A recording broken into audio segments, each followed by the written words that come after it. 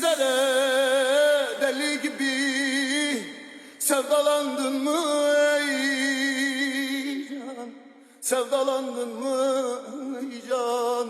Sevdalandın mı? Kurşun yedin sol yanından, yaralandın mı ey can?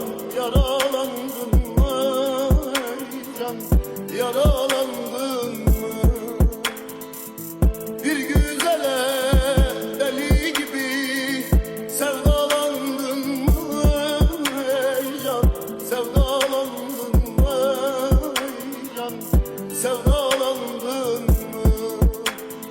Yüreğimde hasret ile bekledin mi gecelerce?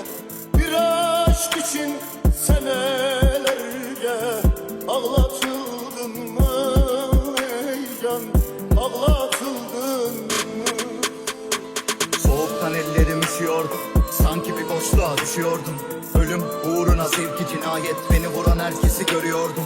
Yağmurlu bir gece esaretim, yok oluyor her gün cesaretim. Bana kefilken ayrı bir felaket oldun, bu acının yok da bir kefareti. Başımıza dertler yağar oldu, geceleri yastığı sarar oldum. Hadi ben yorgunum da sana ne oldu? Herkesi ben gibi sanar oldum. Bulamazsın gideni aramazsan, ya içini kemiren anılarsa. Bırakın öylece kanasın, güçlenemem yaralarım eğer kanamazsa. Gün aşırı özlem değil mi? Yaptığım iyiliğe değdi mi? Ahbelik güzelse yaşayın keyfini, hayat bir yılan taşıyın zehrini. Bir gül gibi sevdiğinden koparıldın mı ey can? Koparıldın mı ey can? Koparıldın mı?